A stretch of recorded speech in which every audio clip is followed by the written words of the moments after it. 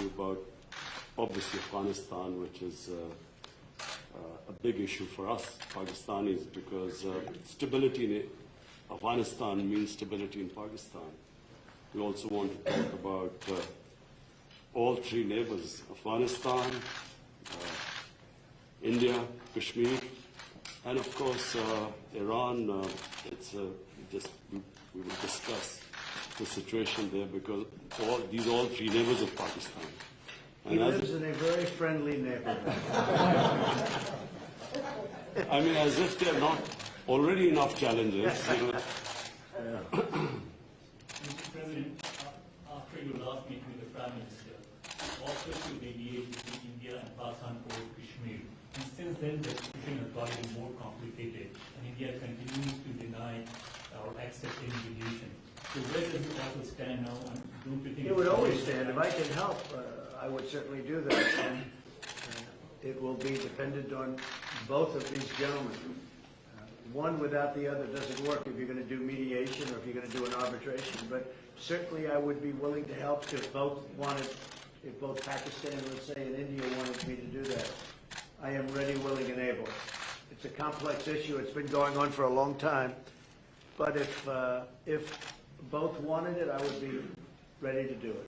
Mr. President, but the only thing is, reverting back to my question in the order of this on Kashmir, Yes. the thing is, you are asking both the parties to accept and agree.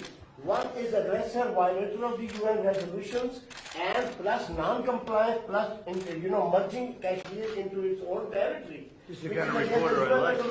I like this reporter. And how can you... Are you a member of this team, or are you? I'm not a member of this team. I'm an independent journalist. You're saying what you think. Let me complete my question, Mr. No, but I have to be requested.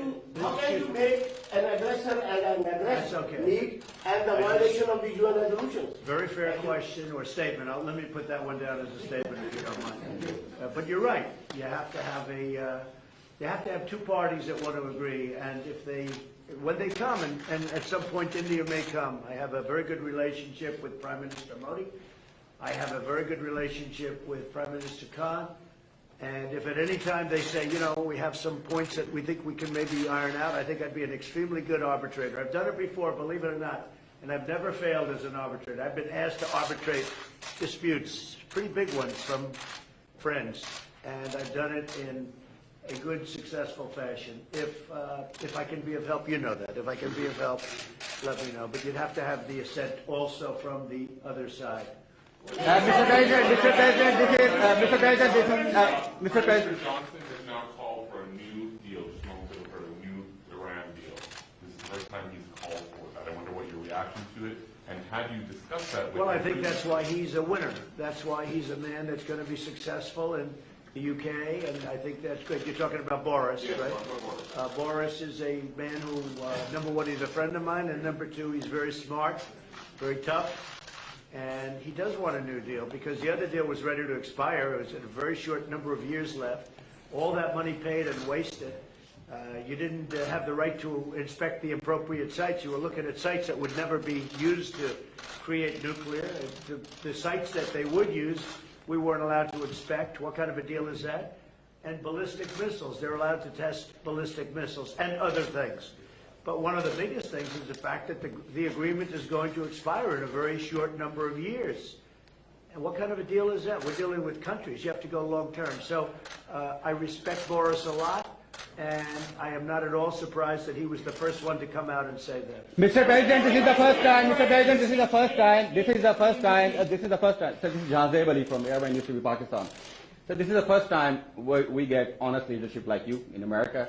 And in past, I agree with that. This is the first time you've had so in past, in We've past, had a lot of dishonesty, and they've treated Pakistan very badly. so in past, People in my position have treated Pakistan very badly.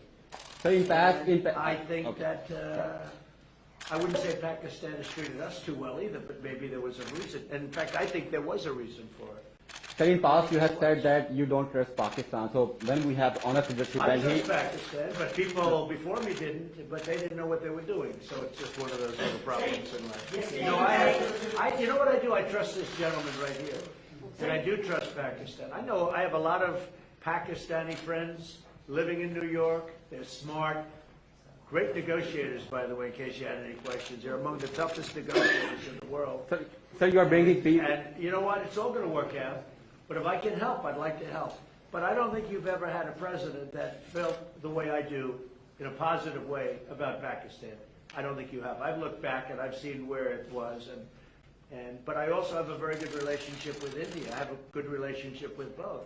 So that if they decide to use that feeling among both, I think we can help out.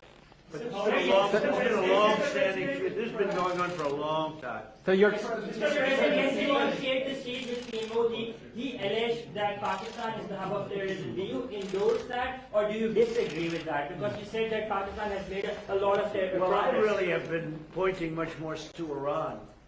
I mean, Iran, if you look at that's been really the state of terror. I've been saying it's the #1 state of terror in the world. And the agreement we had does not cover that. It was not doing well. It was doing very poorly. And now Iran is doing very poorly. Iran is a different place than when I took over. When I took over the United States, when I became president, Iran was a real threat to the entire Middle East and maybe beyond. And now they're having very, very big difficulties, to put it mildly. So we'll see. Are you happy with the progress that Pakistan has made countering terrorism, particularly eliminating terrorism? I've heard they've made great progress, and under this leader, he's a great leader. I think he wants to make great progress, because there's no solution the other way. The other way is only going to lead to death and chaos and poverty. It's all it's going to lead to, and he understands it. Your Prime Minister understands it. Are you concerned about the human rights situation in Kashmir? About which? Human rights situation, human rights Sure, violations? I'd like to see everything work out. I want it to be humane. I want everybody to be treated well. You have two big countries, and they're warring countries, and they've been fighting. And I mean, I heard a very aggressive statement yesterday. I don't have to say that. I was there. I didn't know I was going to hear that statement. I had said, but I was sitting there, and I heard a very aggressive statement yesterday from India, from the Prime Minister, and I will say it was very well received within the within the room, the statement itself. That was a big room. There were 59,000 people.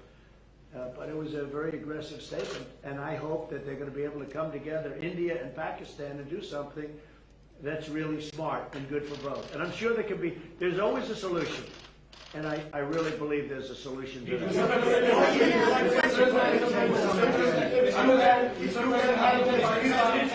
You might find a Nobel Prize. Mr. President. You've asked one already. Go ahead. Quickly. Make 1 second statement.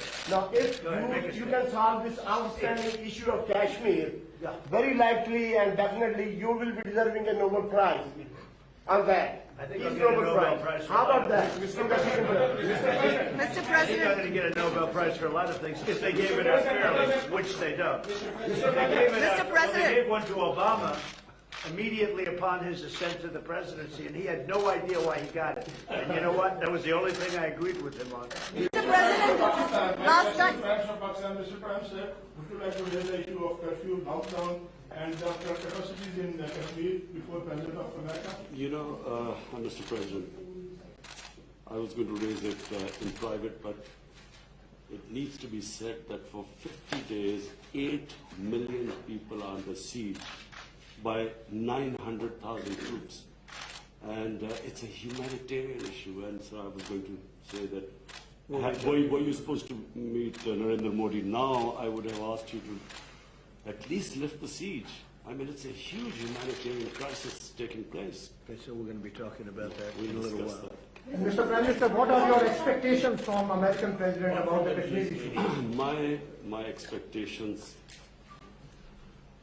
President Trump heads the most powerful country in the world, and the most powerful country in the world has a responsibility. And you know this, you very kindly wanted to mediate in this, and you also said that both of us, India and Pakistan, has to agree to mediation. But unfortunately, India is refusing to talk to us. So in this situation, I feel that this is the beginning of a crisis. I honestly feel that this crisis is going to get much bigger, what is happening in Kashmir. So we would like to talk about that later.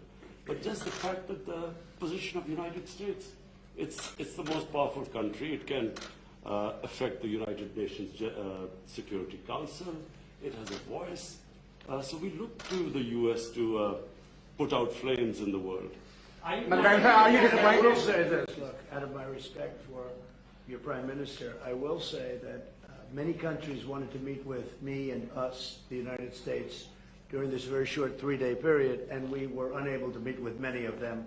One of the countries I wanted to meet with was Pakistan and your Prime Minister, and it's an honor to be here with you. And I think you should let us start talking now, because but I do appreciate there's a tremendous spirit from your press. I don't see that with us.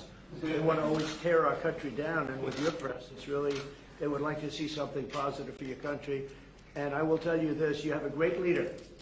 And he's a good man, he's a nice man, happens to be a great athlete, not that that matters, but it's always nice. You are a great leader too, sir. We love you. Thank you very much. You take care of yourselves. Thank you very much. Thank you, sir. Thank you.